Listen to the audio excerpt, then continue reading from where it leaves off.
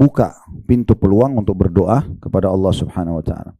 Nah, syarat kedua setelah ikhlas yang ini akan kita pelajari pada hari ini insyaallah di halaman 28, yaitu mengikuti Rasulullah sallallahu alaihi wasallam di dalam tata cara berdoanya. Jadi ini poin penting, Bu ya. Tidak boleh ibu beribadah apapun kecuali sudah tanya bagaimana Rasulullah sallallahu alaihi wasallam melakukannya. Ciplak apa adanya. Lakukan seperti apa yang beliau lakukan. Misal contoh ziarah kubur. Jangan pernah ziarah kubur sampai tanya, Nabi SAW bagaimana ziarah kuburnya? Datang, ucapin salam, kemudian doain mayit. Habis itu Nabi SAW pulang. Clear, selesai. Itu Nabi kerjakan. Ya sudah, jangan ditambah, jangan dikurangi. Nggak perlu bawa air, nggak perlu bawa bunga. Ya, sering terjadi di Indonesia begitu ya. Untuk apa? Kadang-kadang ada jawabannya tanahnya kering biar basah. Nggak ada hubungannya, nggak akan ngurangin siksanya kalau dia orang memang disiksa. Tidak akan menambah amal solehnya dan nikmat di kuburan bagi orang soleh kalau disiramin air. Kan ada hubungannya sama sekali. Bisa saja kuburan itu tanahnya kering, mungkin cuma gundukan tanah tapi di bawahnya taman dari taman surga. Bisa saja kuburan itu dari marmer, bangunannya mewah, tapi di bawahnya lubang dari lubang neraka. Tidak ada hubungannya. Makanya ikuti panduan. Ya, kalau di perusahaan itu SOP-nya, gitu ya. Ya, ada standar operasional yang harus kita lakukan. Jadi jangan nambah-nambah, nggak perlu nambah-nambah. Ikutin dan murnikan ajaran beliau, gitu kan? Orang meninggal takziah, bagaimana Nabi bertakziah? Tanya, cari tahu. Jadi nggak usah dibumbu-bumbuhin.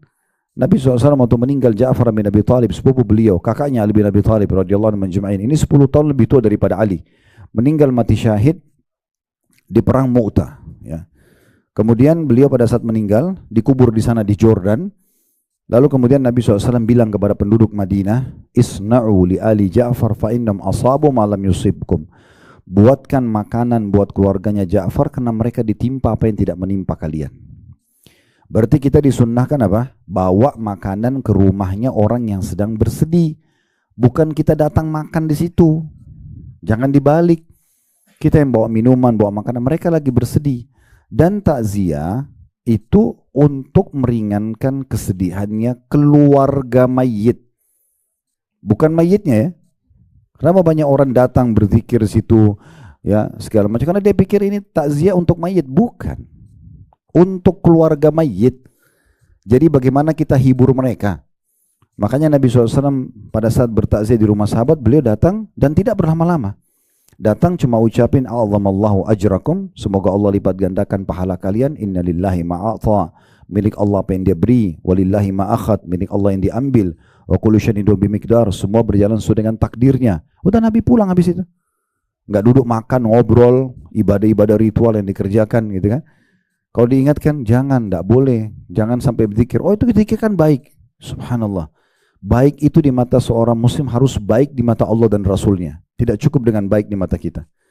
Karena kalau semua orang berdalih, oh ini baik, maka kira-kira Bu ya, bagaimana warna-warninya agama kita? Karena di ruangan ini saja misalnya berapa 100-200 orang yang hadir misalnya, semua menganggap baik sesuai dengan otak dia, berarti Islam akan terwarnai 200 warna. Kan begitu. Karena tidak ada standarnya. Harusnya apa yang diperintahkan oleh Nabi SAW dicontohkan, kita murnikan supaya semua satu dunia ini sama. Sama ziarah kuburnya, sama takziahnya, sama zikirnya, sama doanya, sama sholatnya, nggak boleh ada bumbunya. Kenapa sekarang umat Islam terlalu variatif banyak sekali? Karena mereka mau buat sendiri dengan alasan ini baik. Nggak bisa ini, ya.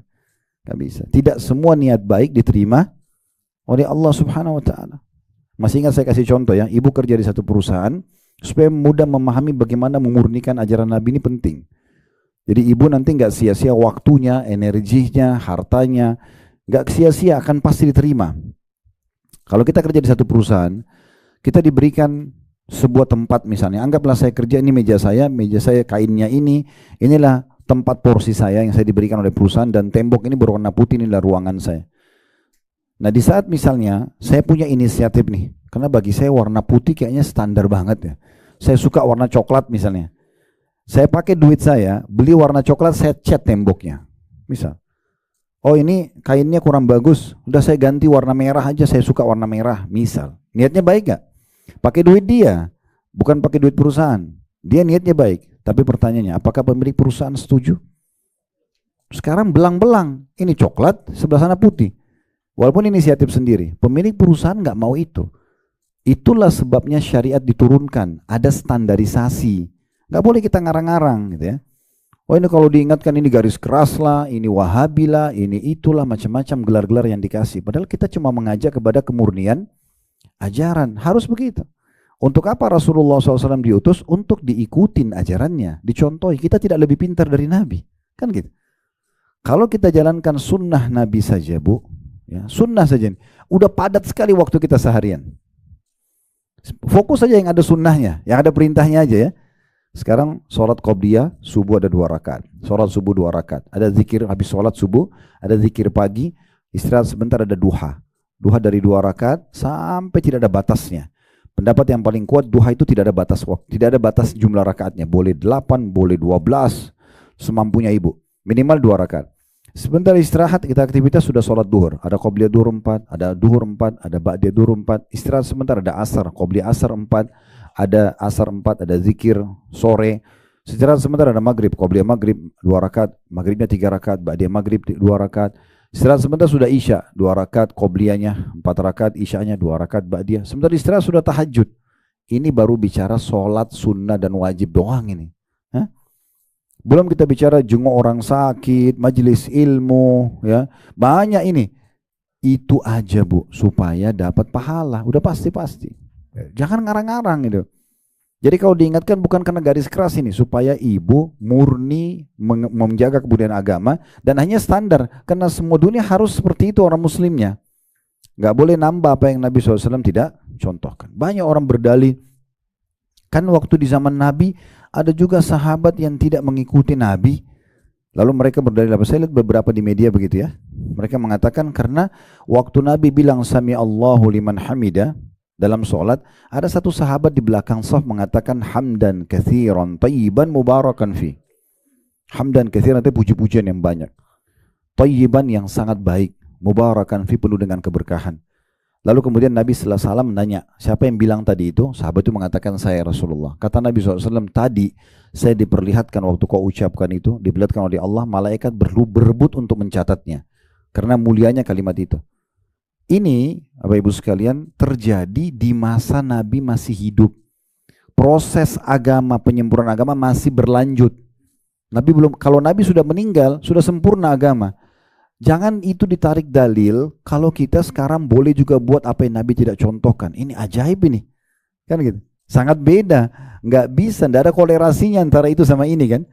Kalau kita hidup di masa Nabi, kita buat satu perbuatan. Kalau Nabi setujui, diistilahkan dalam Syama'il Muhammadiyah, atau dalam mengambil hukum dari Nabi SAW itu ada qauliyah, perkataan, ada fi'liyah, perbuatan, ada takririyah, persetujuan Nabi. Jadi kalau Nabi setuju bagian dari syariat tuh. Tapi itu syaratnya waktu Nabi masih hidup. Kalau sekarang gimana caranya? Nabi sudah meninggal dan agama sudah sempurna. Sudah turun Al-Ma'idah, surah nomor 5 ayat 3. Al-yawma akmaltu lakum dinakum. Hari ini aku sempurnakan agama kalian. Itu turun di masa hidup Nabi terakhir. Di haji wada, haji perpisahan Nabi. Karena agama sudah sempurna. Al-yawma akmaltu lakum dinakum. Hari ini aku sempurnakan agama kalian. Itu turun di haji, di musim haji di Arafah kepada Nabi SAW. Dikenal dengan haji perpisahan gitu. Wa atmamtu alaikum ni'mati. Aku sudah sempurnakan nikmatku pada kalian dengan Islam itu. Wa raditu lakumul Islam, dan aku ridho Islam sebagai agama kalian. Nah, di saat itu dan pada saat Nabi SAW meninggal sudah selesai. Kan gitu. Jadi ini tidak bisa jadi dalil gitu kan. Ini keliru. Kalau orang selalu mau buat semaunya sendiri, tidak mengikuti lagi ajaran Nabi SAW, seakan-akan mereka mengatakan, maaf Rasulullah, saya lebih tahu daripada Anda. Kan Anda tidak ajarin, tapi ini bagus menurut saya. Wah, ini warnanya luar biasa. Makanya lahirlah segala macam jenis zikir yang tidak pernah dari masa Nabi, ya segala macam jenis ziarah, macam-macam lahir. Kalau diingatkan nggak mau, ya susah, ya kan gitu. Padahal sebenarnya kita harus memurnikan ajaran Nabi SAW sehingga agama ini tidak terwarnahi, standarisasinya sama. Ibu di Indonesia wajib pakai jilbab, di seluruh dunia wajib pakai jilbab, kan standar. Babi haram sini, haram di mana-mana, sama semua. Itu standarisasi namanya. Begitu juga dengan ibadah, sama. Sholat kita 5 waktu, sama. Menentukan waktunya, caranya sama. Walaupun beda waktu, tapi sama. Menentukan subuh itu kapan, duhur itu kapan, sama. Jumlah rakaat sama. Yang wajibnya mana, yang sunnahnya mana, yang makruhnya mana, yang membatalkan sholatnya mana, sama. Nah, jangan dikarang-karang. Nah, seperti itulah ya. Jadi kita mengajak Bapak Ibu sekalian untuk kembali kepada kemurnian ajaran itu. Dan ini syarat kedua diterimanya doa. Dan syarat juga diterimanya semua amal. Harus sesuai dengan Nabi SAW. Jadi ibu sebelum kerjakan satu perbuatan apapun ibadah, tanya Rasulullah buatnya seperti apa. Ziarah kubur, jenguk orang sakit, baca Quran, berzikir, berdoa, semuanya tanya. Ada riwayatnya, kerjakan. Tidak ada, jangan. Jangan ditambah-tambah. Karena menambah-nambah ini, itu paling dekat dengan tidak diterima. Ya. Kenapa? Karena tidak mengikuti contoh yang Nabi SAW ajarkan. Yang Nabi itu adalah diutus oleh Allah Subhanahu wa taala. Nah, ini poin kedua, ini penting sekali untuk difahami. Setelah ikhlas harus mencontohi Nabi sallallahu alaihi wasallam. Berapa kali kami pada saat bimbing umrah, beberapa jamaah membahasakan sama saya dan berulang-ulang hampir setiap perjalanan umrah sama. Ustaz, kok umrahnya ringan sekali ya, mudah sekali. Nah, ini sesuai dengan sunnah. Kok dulu waktu saya umrah travel lain susah banget, banyak syaratnya ini, syaratnya itu. Saya tidak pernah temukan itu. Nabi suruh sederhana. Ya, niat di miqat, pakai ihram, dengan berbanyak talbiyah, tawaf, berdoa bebas, gitu kan, silahkan. Sholat di belakang makam Ibrahim, sa'i, tahallul, clear, selesai. Udah selesai. Jadi nggak usah terlalu rumit, seakan-akan ibadah itu berat banget. Padahal sebenarnya tidak. Ya, ini contoh-contohnya. Baik, ini tentu kalau kita ingin jelaskan panjang lebar, tapi sekarang coba kita baca dulu dalilnya yang diangkat oleh penulis di halaman 28 di situ ya. Dikatakan oleh beliau syarat kedua diterimanya doa adalah mengikuti Rasulullah SAW dalam kurung di dalam tata cara berdoa. Tapi tadi sudah kita jelaskan global, semua ibadah ibu harus mencontohi Rasulullah SAW. Karena beliau diutus memang untuk itu. Untuk memberikan contoh dan dicontohi. Ya. Kata penulis, dan ini adalah syarat diterimanya seluruh ibadah. Jadi bukan cuma doa, semua ibadah. Harus umrohnya, baca Qur'annya, doanya, sedekahnya, semuanya harus sesuai dengan apa yang Nabi SAW contohkan. Sebagaimana Allah berfirman, dalil pertama surah Al-Kahfi ayat 110. Bunyinya, Qul innama ana basyarum mithlukum yuha ilayya annama ilahukum ilahun wahid. Faman kana yarju liqa'a rabbi falya'mal 'amalan salihan wa la yusyrik bi'ibadati rabbih ahada. Katakan, hai Muhammad, sungguhnya aku ini hanyalah seorang manusia seperti kamu. Nabi Muhammad SAW disuruh ucapkan kepada kita semua umat manusia. Saya seperti kalian dong, manusia biasa. Ya. Yang diwahyukan kepadaku. Nah, perbedaan aku sama kalian, aku dapat wahyu. Tapi sama manusia biasa. Ya, tidak perlu dikultus berlebihan. Gitu kan. Dimuliakan iya. Dibacakan salawat kepada beliau iya. Dicontohi ajaran beliau iya. Tapi berlebihan jangan. Gitu kan.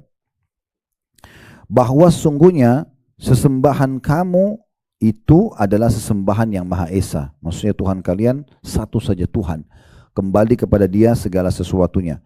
Barang siapa yang mengharap perjumpaan dengan Robnya, nanti di hari kiamat ketemu sama Allah, masuk surga, selamat dari neraka, hendaklah ia mengerjakan amal yang soleh dan jangan ia mempersekutukan seorang pun dalam beribadah kepada Robnya. Lalu di situ dijelaskan oleh penulis, yang dimaksud dengan amal soleh adalah segala amal perbuatan yang sesuai dengan syariat Allah Subhanahu wa taala dengan maksud dan niat karena Allah semata-mata. Maka oleh sebab itu doa dan amal soleh harus ikhlas karena Allah dan harus sesuai pula dengan syariat yang diajarkan oleh Rasulullah sallallahu alaihi wasallam. Ini dalil pertama. Jadi kalau mau selamat di akhirat, harus amal solehnya sesuai dengan apa yang Allah dan Rasulnya syariatkan. Kalau tidak, maka tidak akan diterima. Kan itu. Ada seorang jamaah, bahkan pernah ibu-ibu datang habis makan di hotel, terus datang pada saya, Ustaz, tadi waktu ke Raudhah kami diingatkan, karena di travel kami ingatkan di situ, sholat di Raudhah oke. Kalau mau berdoa silahkan, tapi jangan berlebihan, gitu kan. Kami ajarkan, tidak perlu menggosok-gosok mimbarnya, nggak perlu apalah pegang besinya, gitu kan. Terus dia bilang, Ustaz, di travel yang dulu saya disuruh itu, Ustaz. Ya, pegang-pegang besinya, mimbarnya. Saya bilang itu dibuat oleh kerajaan Saudi, bukan mimbar dari masa Nabi. Kalau itu mimbar Nabi mungkin masih beda, mungkin ada bahasa. Ini bukan, mimbar Nabi sudah rusak, sudah nggak ada. Mimbar dibuat mimbar, apa hubungannya coba? Bahkan dia bilang saya disuruh gelantungan di situ, di besi. Itu kata ibu itu depan saya sendiri ngomong. Subhanallah, kenapa harus berlebihan seperti ini? Kan gitu. Ya, kami itu waktu masih mahasiswa di Madinah. Waktu itu ya, kalau sekarang seingat saya mungkin sudah tidak ada. Tapi waktu di masa kami, kadang-kadang kalau di musim haji kami ditawarkan mahasiswa dari berbagai negara untuk jaga depan kuburan Nabi. Ingatkan jemaah haji, ya. Ayo silakan lewat ucapin salawat jalan gitu kan, begitu aja. Itu kalau lalai sedikit, itu bawa bapaknya ambil kopiah gosok-gosok di pintu besi rumah Nabi. Itu kan dibuat oleh pemerintah Saudi, bukan pintu Nabi dari waktu Nabi dulu, bukan. Ada yang kadang-kadang lebih parah, itu lempar surat, itu lubangnya dilempar kertas. Habis haji dibersihin, didapat tulisan bahasa Indonesia, bahasa Urdu, bahasa Inggris. Minta ya Rasulullah sembuhin penyakit saya, Rasulullah moden jodoh saya. Ini kalau Nabi hidup dimarahin nih. Bagaimana minta sama orang yang sudah mati? Nggak boleh. Kalau Nabi masih hidup, itu pun kita masih bilang ya Rasulullah doakan saya kepada Allah agar dimudahin jodoh. Itu iya. Sahabat tidak ada yang bilang ya Rasulullah mudahin jodoh saya, nggak ada. Masih tetap minta, apalagi Nabi sudah meninggal contohnya gitu. Kita subhanallah ada saja. Kadang-kadang orang yang melakukan ini karena polosnya mungkin dia terima saja, kemudian dia main amalkan. Saya perlu titik beratkan ya, mengikuti sunnah Nabi SAW itu, ibu renung itu ya, mudah dan murah. Mudah dan murah. Orang mati nih, ikuti sunnah Nabi coba, kain kafan, mandikan pada saat itu, dan murah, air sama daun bidara. Mau tambah sampo sabun oke lah, digosok badan karena diwangikan. Bungkus kain kafan, disolati, kubur. Tanahnya gundukan tanah. Nggak ada marmer, nggak ada rumah. Karena Nabi SAW bilang sama Ali, hai Ali, jangan kau temukan kuburan kecuali kau samaratakan dengan tanah. Jangan dibangunin, jangan ditulisin, gitu kan? Itu kata Nabi. Coba lihat, coba ketik di Google riwayat pesan Nabi kepada Ali tentang kuburan. Coba baca deh. Nabi bilang begitu. Kenapa sekarang kita pakai pagar, pakai marmer, pakai rumah-rumahan? Kan ini agak unik. Gitu. Tapi kalau diingatkan, wah ini garis keras. Lu subhanallah, Nabi yang bilang, gimana caranya garis keras? Untuk menghindari perbuatan dia supaya tidak berubah, maka dia langsung mencap orang lain salah. Kan kita harus berjaksana ya. Jadi itu penting banget untuk memahami masalah seperti ini. Ya. Jadi murah sekali kalau ikuti sunnah itu. Orang meninggal tadi takziah, murah sekali kan? Karena yang sedang sedih nggak usah lagi sibuk untuk biayai tamu yang datang. Yang datang yang bawain makanan untuk mereka supaya mereka makan, minum gitu ya. Saya pernah pulang dari salah satu rumah artis kita ya waktu itu. Saya ceramah di depan beberapa teman-teman artis semuanya kumpul. Terus drivernya beliau waktu saya pulang karena saya tidak bawa kendaraan bilang sama saya. Ini dia cerita sama saya sendiri berdua di mobil gitu. Ustadz, saya ini bukan itu. Dia sebutkan ormas di Indonesia. Saya sebutkan. Dia bilang gitu ya. Terus kemudian, tapi saya bingung Ustadz. Saya minggu lalu dia bilang, ayah saya meninggal dunia di kampung. Ayah saya meninggal dunia di kampung. Kemudian saya ditelepon sama kiainya lalu dia bilang begini, kamu mau ambil paket yang mana? Terus saya bingung, paket apa? Ya paket 3 hari, 7 hari, 40 hari. Kamu tinggal siapin uang, nanti kami yang siapkan orang-orangnya. Apa jawaban dia? Ini fitrahnya orang ya, secara alami orang sebenarnya itu tidak bentrok sama sunnah Nabi. Dia bilang apa? Ustadz saya bingung, masa saya sudah sedih, kehilangan orang tua saya harus keluarin biaya lagi. Sampai kadang-kadang di kampung itu jual sapinya, jual ininya, hanya untuk itu. Dari mana ajaran ini? Kan gitu, itu yang perlu kita tanya, dari mana ajarannya gitu kan? Kalau Nabi ajarin tidak seperti itu, justru kita datang menghibur mereka. Bedain ya, takziah meringankan kesedihan keluarga yang sedang sedih. Kalau ziarah, ibu lagi ziarah silaturahim, oke lah duduk makan ngobrol silakan. Takziah bukan begitu, ngeringanin kesedihan keluarga mayit. Datang doain pergi. Kau usah lama-lama orang lagi sedih, biarin orang lain juga datang. Dan Nabi kerjakan maksimal 3 hari. Gak pernah lebih dari 3 hari. Cukup 3 hari takziah. Selesai, habis itu orang aktivitas seperti biasa sudah. Kan gitu.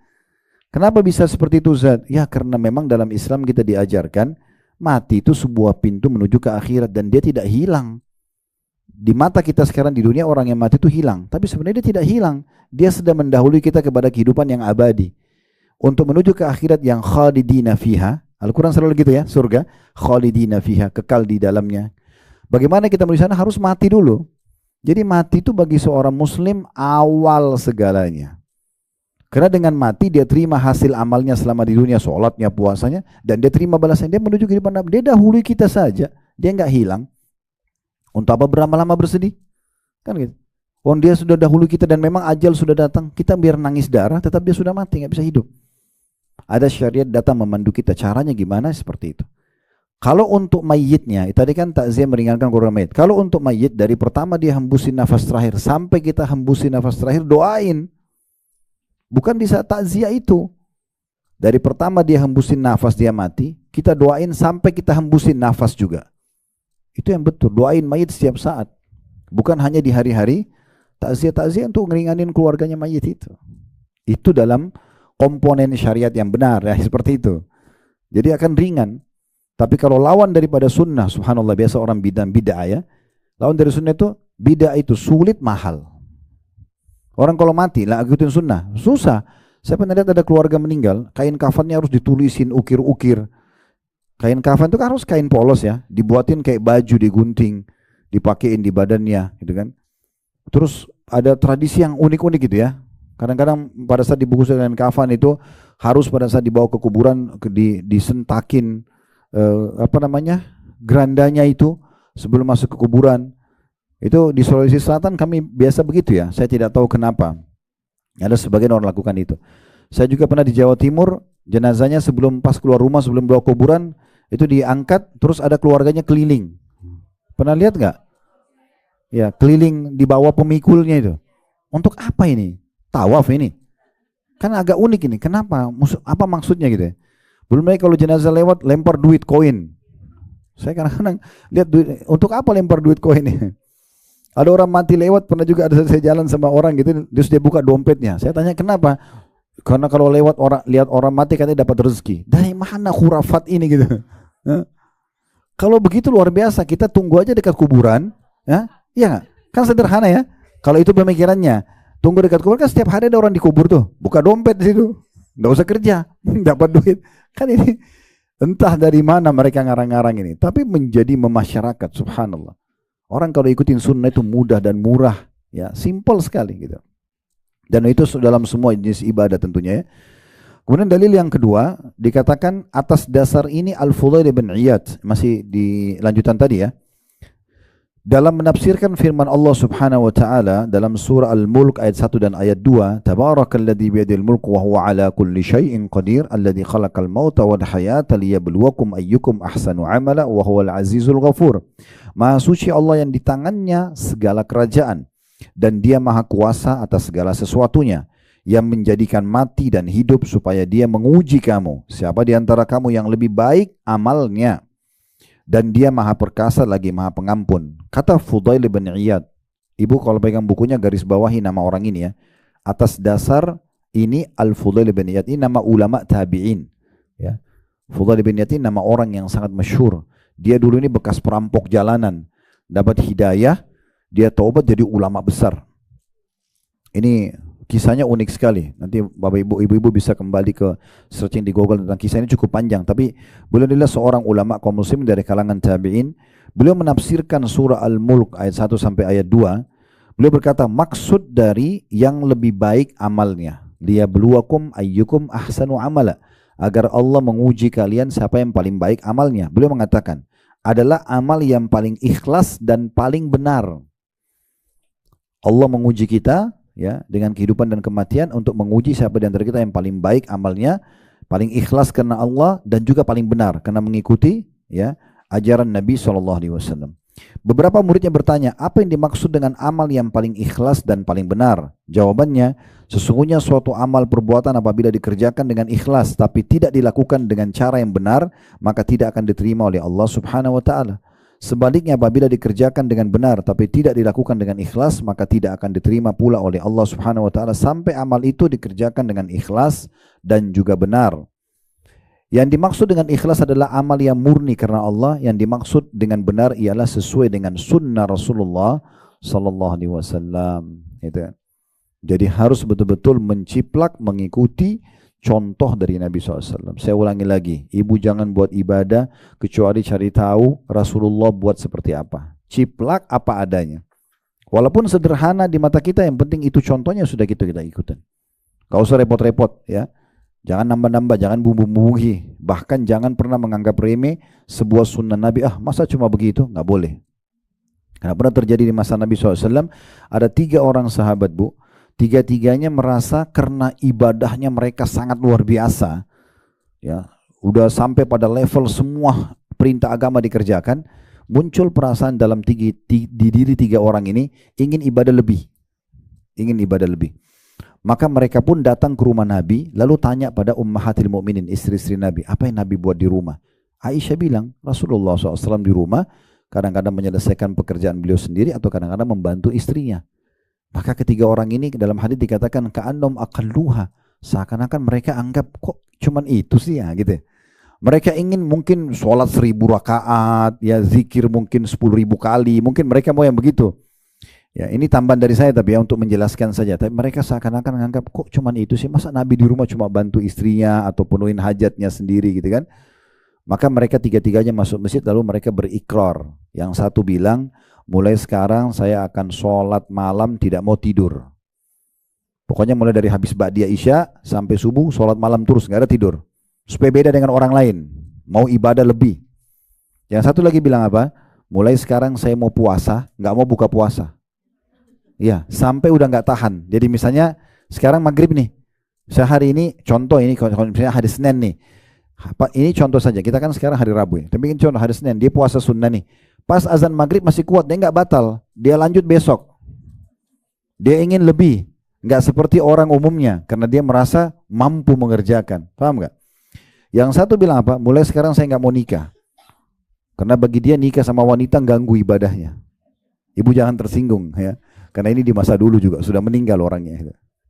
Yang jelas tiga-tiganya ini berikrar begitu di masjid, didengar oleh banyak orang. Dilapor ke Nabi, ya Rasulullah ada 3 orang di masjid ikrar begini. Ini kalau nggak diperbaikin ini bisa jadi sumber hukum nanti. Maka karena Nabi masih hidup, Nabi datang. Lalu Nabi SAW mengingatkan ketiga orang itu di depan orang semuanya. Sampai kepada saya berita begini dan begitu.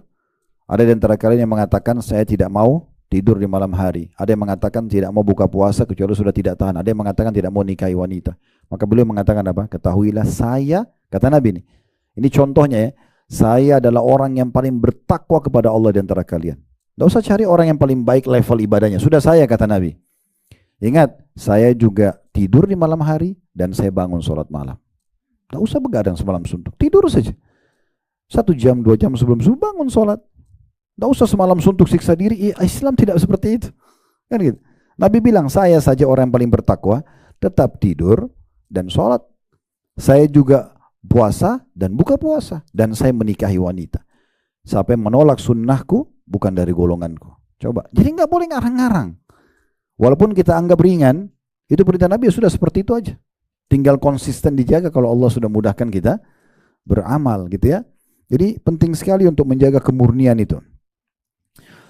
Kemudian dikatakan, kemudian Al-Fudail bin Iyad membacakan ayat 110 dari surah Al-Kahfi, Qul innama ana basyarum mithlukum yuha ilayya annama ilahukum ilahun wahid, faman kana yarju liqa'a rabbi falya'mal 'amalan salihan wa la yusyrik bi ibadati rabbi ahada. Katakan, hai Muhammad, sungguhnya aku ini hanyalah seorang manusia seperti kamu yang diwahyukan kepadaku, bahwa sungguhnya Tuhanmu adalah Tuhan yang Maha Esa. Barang siapa yang mengharap perjumpaan dengan Rabbnya di hari kiamat, mau ketemu Allah dan masuk surga, hendaklah ia mengerjakan amal yang saleh. Ya, amal saleh itu sudah dibilang ya, harus ikhlas dan sesuai dengan Nabi SAW. Dan jangan dia mempersekutukan sesuatu pun dalam ibadah kepada Rabbnya. Dan juga ayat 125 dari surah An-Nisa yang bunyinya, وَمَنْ أَحْسَنُ دِينًا مِمَّنْ أَسْلَمَ وَجْهَهُ لِلَّهِ وَهُوَ مُحْسِنٌ وَاتَّبَعَ مِلَّةَ إِبْرَاهِيمَ حَنِيفًا وَاتَّخَذَ اللَّهُ إِبْرَاهِيمَ خَلِيلًا. Dan siapakah yang lebih baik agamanya daripada orang yang ikhlas menyerahkan dirinya kepada Allah, sedangkan dia pun mengerjakan kebaikan, dan ia mengikuti ajaran Ibrahim yang lurus, dan Allah menjadikan Ibrahim sebagai kesayangannya. Kita baca dulu, dan lanjutannya juga dalam surah Luqman ayat 22. Ya. Ini maksudnya ayat-ayat yang dibaca oleh Fudail bin Iyad ya. Masih tokoh yang tadi kita bilang itu. Dia membacakan juga untuk menguatkan pentingnya ikhlas dan memegang pada sunnah Nabi SAW. Beliau membacakan surah Luqman, surah nomor ini 30-an ya. Dia atau di ayat 22-nya tepatnya berbunyi, wa man yuslim wajhahu ila Allah wa huwa muhsin faqad istamsaka bil urwatil wuthqa wa ila Allahi aqibatul umur. Dan barang siapa yang menyerahkan dirinya kepada Allah sedangkan dia adalah orang yang berbuat kebaikan, maka sungguhnya ia telah berpegang kepada buhul tali yang kokoh, dan hanya kepada Allah lah kesudahan segala urusan. Kemudian dikatakan yang dimaksud Islam al-wajhi atau menyerahkan diri kehadirat Allah dalam ayat tadi ya, dan dia menyerahkan dirinya kepada Allah, ialah memurnikan niat, doa dan perbuatan semata-mata untuk Allah. Dan ihsan, berbuat kebaikan, berarti mengikuti Rasulullah SAW dan juga sunnahnya.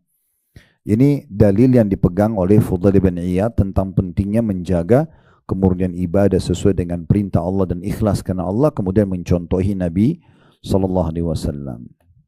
Lalu kata beliau di sini penulis, maka wajib atas setiap muslim mengikuti Rasulullah SAW dalam segala perbuatannya. Sebagaimana firman Allah SWT juga yang lain dalam surah Al-Ahzab ayat 21. Laqad kana lakum fi rasulillahi uswatun hasanatun liman kana yarjullaha wal yawmal akhir wa dzakarallaha katsira.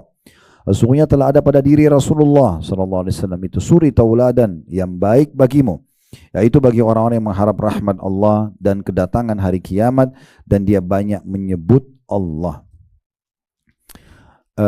Ada kisah unik dari Abdullah bin Umar radhiyallahu anhuma. Ini sahabat Nabi yang punya julukan sahibut ta'assi, orang yang sangat fanatik mencontohi Nabi. Sampai beliau pernah berhenti di sebuah tempat untuk menyelesaikan hajatnya saja. Ya. Kemudian waktu ditanya, kenapa Anda berhenti di sini? Beliau mengatakan, karena saya pernah waktu haji bersama Nabi, Nabi pernah selesaikan hajatnya di sini. Dalam riwayat lain, beliau pernah mampir di sebuah tempat lalu tidur di bawah sebuah pohon, walaupun sejenak, kemudian beliau pergi. Ditanya, kenapa Anda lakukan? Karena saya pernah jalan sama Nabi, Nabi pernah tidur di pohon ini. Begitu luar biasanya mereka menjaga apa yang Nabi SAW contohkan. Semua diikutin, gitu kan? Maka di sini penting sekali untuk kita fahami. Tersisa mungkin yang memang tidak bisa, itu adalah khalqiyahnya Nabi.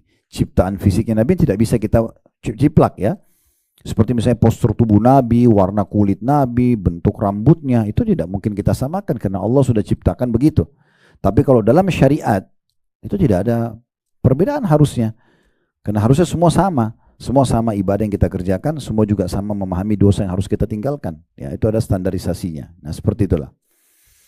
Jadi Nabi SAW adalah sebaik-baik suri tauladan, sebaik-baik idola ya, yang harusnya diikuti semua lini kehidupan beliau.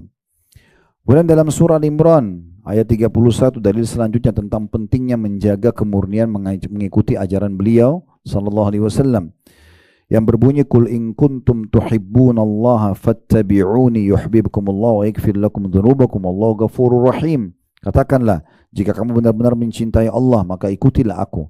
Niscaya Allah mengasihi dan mengampuni dosa-dosamu, dan Allah Maha Pengampun lagi Maha Penyayang. Dari ayat ini, dari surah Al-Imran ayat 31, Nabi SAW diperintahkan oleh Allah untuk menyampaikan kepada semua umat Islam, kalau kalian mencintai Allah, ya betul-betul tahu ada Tuhan kalian dan mau mendapatkan rahmatnya, mau masuk ke surganya di akhirat, maka ikuti aku. Sini fattabi'uni, murnikan ajaranku, apa yang aku ajarkan ikuti saja, maka pasti Allah akan mencintai kalian dan mengampuni dosa-dosa kalian. Jadi mengikuti sunnah Nabi SAW, mengikuti panduan beliau dan memurnikannya, maka itu bagian daripada ya, rasa cinta kepada Allah, dan Allah juga akan mencintai kita dan penyebab pengampunan terhadap dosa-dosa. Begitu juga dengan surah Al-A'raf ayat 158 ya. Yang berbunyi, Allah SWT berfirman, Kul ya ayyuhan nasu inni rasulullahi ilaikum jami'an alladhi lahu mulkus samawati wal ard la ilaha illa huwa yuhyi wa yumit fa'aminu billahi wa rasulihin nabiyyil ummi alladhi yu'minu billahi wa kalimati wattabi'uhu la'allakum tahtadun. Katakanlah, hai manusia, sungguhnya aku adalah utusan Allah kepadamu semua, yaitu Allah yang mempunyai kerajaan langit dan bumi. Tidak Tuhan yang berhak disembah selain Dia. Dia-Nya besar kada ganti Allah, yang menghidupkan dan yang mematikan. Maka berimanlah kamu kepada Allah dan Rasul-Nya, Nabi yang ummi. Nabi SAW punya ciri, tidak bisa baca, tidak bisa nulis, dikenal dengan ummi. Yang beriman kepada Allah dan kepada kalimat-kalimat atau kitab-kitabnya, dan ikutilah Dia. Ikutilah Dia maksudnya ikuti siapa? Rasulullah SAW. Murnikan supaya kamu mendapatkan petunjuk. Supaya kamu mendapatkan petunjuk. Makanya bahasa Abu Bakar itu kepada Umar bin Khattab radhiyallahu anhum, bahasa yang sangat menarik. Dimanapun Rasulullah SAW pijakkan kakinya, pijakkan kakimu di situ. Jangan pernah bantah udah. Karena Nabi tidak kerjakan kecuali dengan sesuai dengan perintah Allah. Jadi memang kita harus menjaga itu, ya. Dan ada nasihat yang menarik dari salah satu sahabat. Sehingga saya perkataan Mu'adz ibn Jabal radhiyallahu anhu. Kalau saya keliru di nama sahabat, tapi perkataan ini betul. Beliau mengatakan akan datang nanti zaman. Pada saat itu beliau ambil batu dua besar, kemudian beliau satukan. Ada celah kecil, ya, di antara dua batu itu yang bisa tembus cahaya di siang hari. Maka beliau mengatakan akan datang nanti zaman tidak tertinggal kemurnian sunnah kecuali seperti cahaya ini. Artinya banyak orang nanti tidak mau memurnikan, semaunya sendiri, nggak mau ikuti syariat Allah Subhanahu Wa Taala. Ini bahaya sekali buat dia. Ya, seperti tadi orang kerja di perusahaan tidak mau ikuti SOP, maka percuma. Ibu kalau jadi pegawai di perusahaan, ikuti aja peraturan perusahaan, pasti semua dijanjikan dapat. Ya gajinya, ya bonusnya, jabatan dapat, karena sudah ikuti peraturan. Nggak usah jadi ya pahlawan kesiangan, tiba-tiba mau buat sesuatu yang perusahaan tidak suruh. Kecuali pimpinan perusahaan yang bilang, ayo kreatif silakan kembangkan, itu lain. Tapi tidak disuruh seperti itu. Allah tidak perintahkan kita dan Rasulullah SAW tidak mengatakan, ayo kreatiflah dalam ibadah. Ini sujud saya ajarin, kalian mau sujud dengan cara apa silakan. Itu lain, tidak ada perkataan begitu. Disuruh menciplak, betul-betul mengikuti tata cara beliau. Ibu tahu tata cara sholat Nabi. Saking inginnya Nabi mencontohkan kepada para sahabat dan dinukil oleh mereka kepada kita dan turun-temurun sampai hari kiamat nanti orang-orang beriman akan pelajari. Beliau mengatakan, "Shallu kama ra'aitumuni usolli." Salat sebagaimana saya salat. Lalu Nabi naik di atas mimbar supaya orang lihat bagaimana cara salat beliau praktikin. Ya, supaya sahabat melihatnya. Lagi haji beliau mengatakan, "Khudhu anni manasikakum." Ambil kemurnian manasik dariku, tata cara ibadah ini. Bagaimana, kapan masuk Mina, bagaimana cara sholatnya, zikir apa yang dibaca di Arafah, di Muzdalifah sampai selesai haji. Ambil semuanya kemurnian. Jadi waktu Nabi jalan di musim haji itu semua sahabat ikutin. Dicari apa yang Nabi kerjakan. Kalau yang tidak sempat lihat Nabi, mereka menukil, mengambil dari sahabat yang sempat melihat Nabi apa yang Nabi kerjakan. Jadi memang betul-betul menjaga kemurnian tersebut penting sekali, ya, penting sekali. Jadi ibu sudah bisa kalau ada yang sampaikan sebuah hukum tanya, ada dalilnya enggak? Ada ayatnya, ada hadisnya, ada contoh sahabat. Nanya, jangan cuma terima begitu saja mentah-mentah sehingga akhirnya nanti bisa saya benar, bisa saya tidak, kan gitu. Maka ini penting sekali untuk difahami. Kemudian dalil selanjutnya surah An-Nur ayat 54 yang berbunyi, "Qul ati'ullaha wa ati'ur rasul fa in tawallaw fa innama 'alaihi ma hummila wa 'alaikum ma hummiltum wa in tuti'uhu tahtadu wa ma 'alal rasuli illa al balagul mubin." Katakan hai Muhammad kepada semua umatmu, taatilah atau taatlah kepada Allah. Apa yang Allah perintahkan kerjakan, apa yang larang jauhi, dan taatlah kepada Rasul Muhammad SAW. Dan jika kamu berpaling, maka sungguhnya kewajiban Rasul hanyalah apa yang dibebankan kepadanya. Kalau sudah sampaikan Rasulullah bersabda, bu, ya, kerjakan. Ini Nabi nggak contohin doh, tapi tetap aja mau kerjakan. Berarti tugas Nabi dan tugas orang menyampaikan dari Nabi itu sudah cukup menyampaikan. Tidak bisa kita paksakan. Bu nggak boleh loh, ibu jangan gini, kita ketuk rumahnya harus ditinggalkan. Itu bukan tugas kita. Tugas Nabi SAW dan tugas para ulama, para da'i mengingatkan. Dengar, alhamdulillah dia selamat. Dia tidak dengar, ya sudah, dia bertanggungjawabkan sendiri. Bertanggungjawabkan sendiri, ya. Saya pernah berbicara di depan beberapa teman-teman kita da'i dan berulang kali tuh. Saya pernah bicarain di waktu itu kita lagi umrah plus Palestina, di depan da'i-da'i seluruh Palestina dikumpul. Saya tidak sengaja datang ke yayasan itu lalu kemudian diminta bicara. Saya bilang, untuk apa saya bicara di sini? Dia bilang, tolong kasih apalah satu patah kata gitu. Saya tidak tahu kenapa saya bicara tentang masalah itu, tentang masalah kemurnian mengikuti ajaran Nabi SAW. Begitu juga di Indonesia berapa kali kita bahasakan. Ya, benar, saya dikumpul dengan beberapa teman-teman ustadz, kiai gitu, terus diminta bicara. Saya mau bicara apa ini? Kenapa saya harus bicara? Kenapa enggak yang lain? Enggak, ustadz coba bicara. Saya sampaikan apa ada. Bagaimana kita kembali kepada kemurnian ajaran, ya. Dan itu dakwah yang kami sedang sampaikan. Tidak usah diserang dakwah ini karena kita sampaikan dengan dalil. Kalau bapak-bapak tetap mau kerjakan apa yang dianggap benar, silahkan. Tapi ingat, ada pertanggungjawabannya di hadapan Allah. Apalagi disampaikan depan umat. Umat ini nggak paham, cuma ngikutin doang gitu kan. Tanggung jawabnya berat itu. Kerjakan ini, kerjakan itu. Padahal sebenarnya tidak ada sunnahnya. Ini bahaya sekali. Orang kalau kerjakan dan dia diminta pertanggungjawaban, berapa banyak orang yang salah karena dia cara menyampaikan salah. Nah ini harus hati-hati sekali, ya. Makanya dikatakan taatlah, katakan hai Muhammad, taatlah kepada Allah dan taatlah kepada Rasul. Dan jika kamu berpaling maka sesungguhnya kewajiban Rasul hanyalah apa yang dibebankan kepadanya. Maksudnya menyampaikan, kewajiban kamu adalah apa yang dibebankan kepadamu. Dan jika kamu taat kepadanya, nyanya kembali kepada Rasulullah SAW. Jika taat kepada Rasulullah SAW, niscaya kamu akan mendapatkan petunjuk. Dan tidak lain kewajiban Rasul itu hanya menyampaikan atau amanah Allah dengan terang. Maksudnya dijelaskan apa adanya. Maka dalam sebuah hadis juga kata Nabi SAW, yang halal jelas, yang haram jelas. Maksudnya Nabi sudah sampaikan semua. Ini halal loh ya, silakan nikmati makanan, pakaian, pendapatan, pergaulan, segala macam silakan. Ini haram ya, sudah jelas. Di antaranya ada hal yang samar-samar. Boleh nggak sih hukumnya? Kata Nabi, siapa yang menyelamatkan dirinya yang samar-samar, dia menyelamatkan kehormatan dirinya dan agamanya. Dan siapa yang menjerumuskan dirinya pada yang samar-samar, dia terjerumus pada yang haram. Nah berarti kan tidak ada lagi samar, karena yang samar masuk dalam kategori haram. Kalau ibu nggak tahu hukumnya boleh nggak sih, tinggalkan dulu, jangan dikerjakan dulu sampai ada pembolehannya, gitu ya. Karena itu samar. Kalau samar jangan, kerjakan yang sudah jelas saja. Yang sudah jelas, saya sudah bilang tadi, kalau kita sibukkan dengan yang ada perintahnya aja, udah habis waktu kita itu. Seharian udah habis. Ngapain buat-buat yang tidak ada perintahnya, kan gitu. Ini contohnya. Baik, sekarang masuk ke hadis Nabi SAW. Ada dua buah hadis yang diangkat oleh penulis. Kata beliau setelah menulis atau menukil surah An-Nur ayat 54, maka tidak diragukan lagi bahwa amal yang tidak sesuai dengan syariat Nabi Muhammad SAW adalah amalan yang tidak sah, dalam kurung batal. Tidak sesuai dengan perintah Nabi, tidak akan diterima.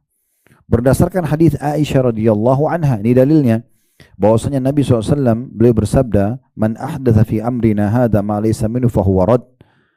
Barang siapa yang membuat-buat ajaran baru dalam agama kami yang tidak bersumber darinya, maka ajaran itu akan ditolak.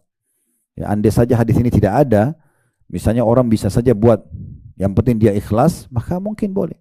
Tapi Nabi bilang, ini sabda Nabi, hadis sahih, bisa dilihat footnote-nya riwayat Bukhari Muslim di bawah ya. Ada footnote nomor 28, ini hadis sahih. Siapa yang buat-buat ajaran, maksudnya ibadah, yang tidak kami contohkan, akan tertolak. Nabi sudah bilang. Ini bukan perkataan saya, perkataan Nabi. Gitu.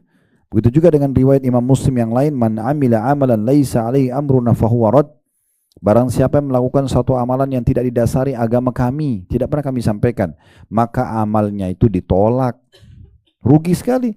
Uang yang dikeluarkan rugi, waktu yang digunakan juga rugi, energi yang dikerahkan rugi, rugi semua.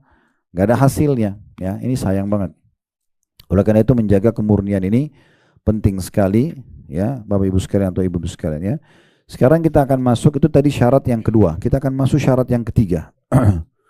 Tadi mengikuti sunnah Nabi SAW. Yang ketiga sekarang adalah percaya dan yakin akan dikabulkan doa. Ini syarat penting, ya. Jadi nggak boleh ibu berdoa, Allah terima nggak sih? Itu ragu namanya. Diikuti keyakinan dalam hati, Allah dengar, Allah akan kasih. Itu namanya sangka baik dengan Allah.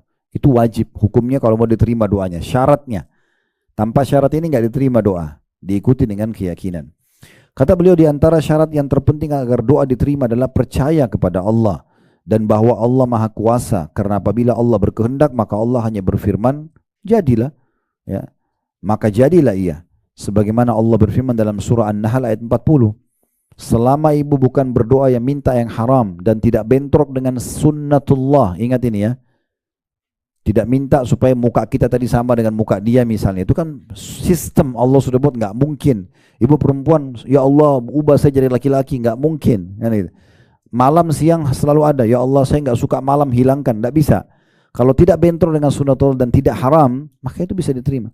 Dikatakan di sini ya, Allah bisa menjadikan apapun, walaupun mustahil di mata manusia. Ibu sudah divonis sama dokter nggak akan sembuh. Sembuh kalau di sisi Allah SWT. Divonis mandul nggak bisa punya anak, Allah masih bisa kasih punya anak. Nggak ada yang mustahil. Yang penting merengek aja sama Allah, berdoa terus. Jangan berhenti sampai Allah kasih. Karena Allah kalau ingin, kun fayakun. Jadi maka jadilah. Ya. Dalam surah An-Nahl ayat 40 Allah berfirman, innama qawluna li syai'in idza aradna an naqula lahu kun fayakun. Sesungguhnya perkataan kami, kata Allah, terhadap segala sesuatu, apabila kami menghendakinya, kami hanya mengatakan padanya, kun, jadilah, maka jadilah dia. Ya. Juga dalam firman Allah yang lain surah Yasin ayat 82, innama amruhu idza arada syai'an ay yaqula lahu kun fayakun.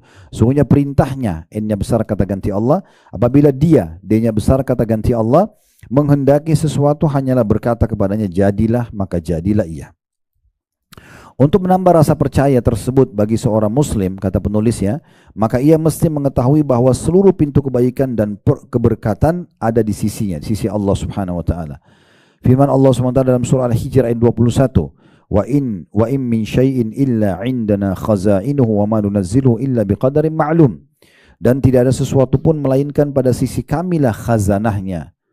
Khazanah itu maksudnya perbendaharaannya, gudangnya, gitu ya. Apa saja yang ibu butuhkan ada semua di sisi Allah SWT. Mau rezeki, mau panjang umur, mau selamat dari mara bahaya, semua dari Allah Subhanahu wa taala. Dan kami tidak menurunkannya melainkan dengan ukuran tertentu. Apa korelasinya? Kalau dua ayat pertama Nahl 40 dan Yasin 82, maksudnya kita kalau mau berdoa yakin ya, Allah itu tidak ada yang mustahil di sisi Dia, walaupun sedang diuji kita seakan-akan di mata manusia sudah tidak bisa, tadi kayak nggak bisa sembuh lagi, nggak bisa punya keturunan, kayaknya kita terlilit utang susah untuk membayarnya, itu semua tidak ada yang mustahil. Bisa Allah SWT berikan, karena Allah bisa katakan jadi maka jadilah. Juga di dalam Al-Hijr ayat 21 menandakan bahwasanya kalaupun kita berdoa Allah mendengarnya, tetapi di sini Allah menurunkan sesuai dengan kadarnya. Ya, ada orang kadang-kadang dia berdoa mungkin dikasih semuanya. Ada juga orang dikasih sebagiannya, sebagainya dibiarkan nanti disimpan untuk di hari kiamat. Ada orang yang dikasih nanti hari kiamat saja. Dan hadis Nabi SAW mulia yang pernah kita bahas di dalam keutamaan doa itu ya. Tidak ada seorang muslim yang berdoa di muka bumi kecuali diterima oleh Allah. Hanya saja melalui salah satu dari 3 tahapan. Bisa Allah kasih langsung, bisa Allah hilangkan musibah atau mara bahaya yang setimpal, yang senilai dengan doa dia, atau Allah simpankan yang dia panen dalam bentuk pahala pada hari kiamat nanti. Selanjutnya di halaman 34, dan firman Allah Subhanahu wa taala dalam hadis qudsi yang berbunyi titik-titik sebelumnya itu, maksudnya hadis ini ada awalnya Bu ya. Titik-titik itu di halaman 34 di hadis yang paling atas yang bahasa Arab. Jadi kalau ada titik-titik berarti ada hadis sebelumnya. Cuman penulis mengambil saksi bahasannya. Apa yang kira-kira dibutuhkan untuk sub bahasan kita ini. Ya ibadi, law anna awwalakum wa akhirakum wa insakum wa jinnakum qamu fi sa'idin wahid fasa'aluni fa'ataitu kulla insanin mas'alata ma naqasa dhalika mimma indi illa kama yanqusul mikhyatu idza udkhilal bahr. Wahai hamba-hambaku, seandainya kata Allah, semua makhluk mulai dari yang pertama sampai yang akhir, yang pertama Nabi Adam dari manusia sampai akhir manusia nanti lahir menjelang hari kiamat, dari jenis manusia dan juga jin. Jin siapa yang pertama Allah ciptakan kita tidak tahu karena tidak diinformasikan. Iblis salah satu dari bagian jin yang sudah ada pada saat Nabi Adam diciptakan. Makanya Nabi Adam waktu diciptakan iblis sudah ada dan dia tidak mau sujud. Tapi siapa iblis jin pertama kita tidak tahu ya. Cuma jin sudah ada sebelum manusia. Nah, jin pertama sampai jin yang terakhir nanti lahir menjelang hari kiamat. Semua manusia dan jin yang pertama sampai yang akhir ya, dikatakan berdiri. Semuanya berdiri di satu tanah lapang, lantas memohon kepadaku. Lalu aku berikan setiap orang ya akan permintaannya. Semua misalnya anggap 10 miliar manusia, 10 miliar jin. Semuanya berkumpul, semuanya minta hajatnya masing-masing maksimal. Dan Allah berikan, kata Allah, aku berikan semuanya, tidaklah berkurang apa-apa dari apa yang ada di sisiku. Ya, karena memenuhi permintaan mereka. Itu saking kayanya Allah, gitu ya.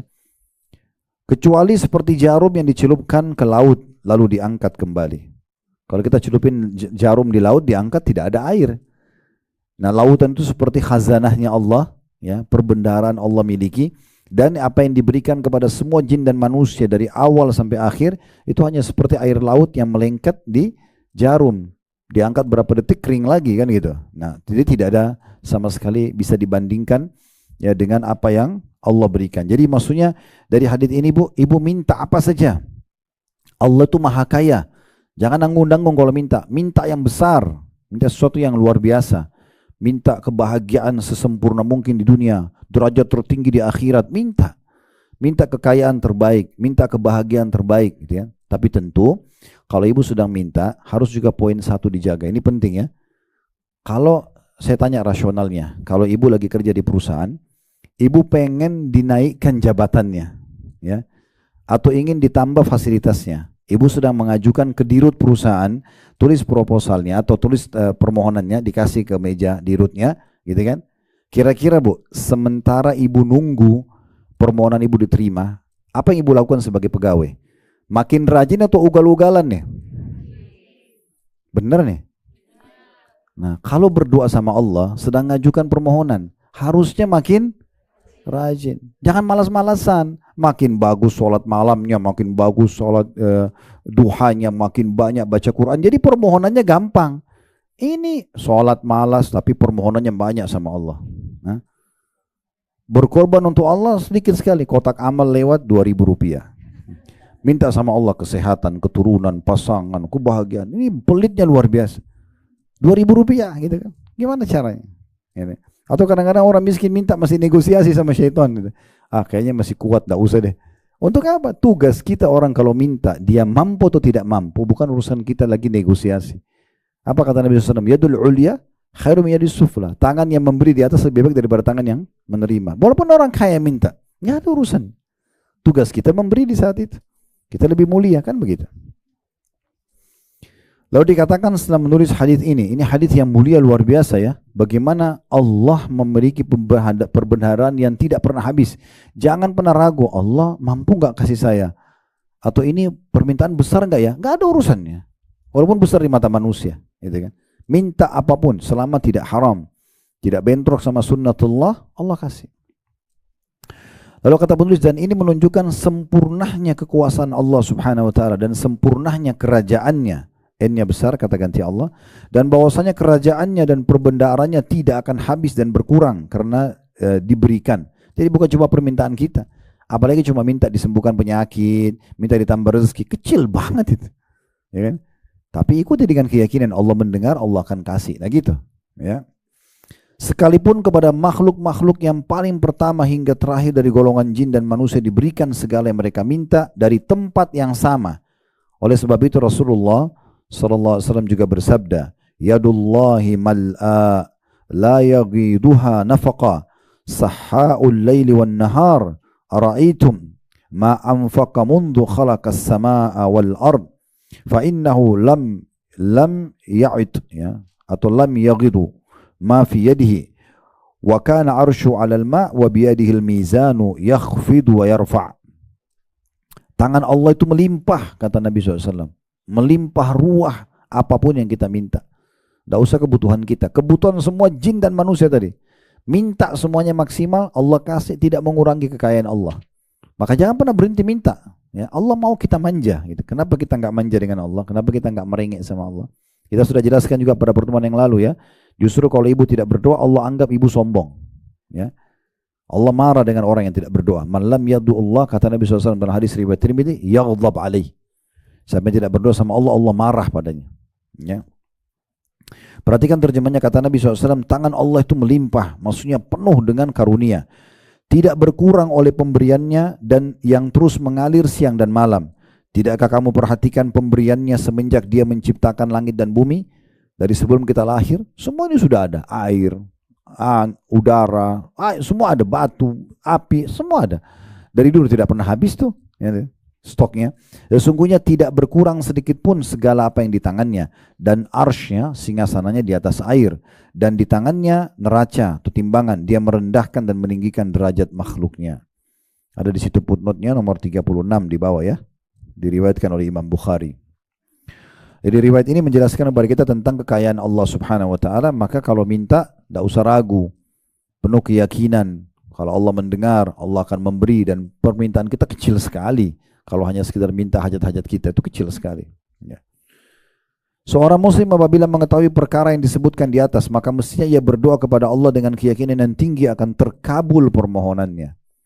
Ini poin yang ingin diberatkan. Dia harus memiliki tingkat keyakinan tertinggi agar dikabulkan doanya. Abu Hurairah meriwayatkan radhiyallahu anhu bahwasanya Nabi SAW bersabda, "Ud'ullaha wa antum muqinuna bil ijabah." Berdoalah kepada Allah sedang kalian yakin akan terkabulkan. Gak boleh ragu. Allah kasih nggak ya? Ini kira-kira besar nggak ya? Nggak ada urusannya ya. Berdoa saja. Oleh sebab itu Rasulullah SAW menjelaskan bahwa Allah mengabulkan doa seorang muslim yang cukup syarat, tata cara, dan menghindari segala yang menghalangi terkabulkan doa. Sebagaimana sabda beliau sallallahu alaihi wasallam, "Ma min muslimin yad'u bi da'watin laisa fiha ithmun wala qati'atur rahim illa atahu Allahu biha ihda thalath." Tidak ada seorang muslim pun berdoa memohon sesuatu kepada Allah sedangkan dalam doanya tidak memohon sesuatu yang mengandung dosa, tidak minta yang haram, atau memutuskan tali silaturahim, melainkan Allah memberikan salah satu dari 3 perkara. Titik-titik ini maksudnya 3 perkara tadi itu ya. Bisa dikasih langsung, atau dihilangkan musibah yang setimpal, atau disimpankan yang dia panen dalam bentuk pahala nanti pada hari kiamat. Allahu Akbar.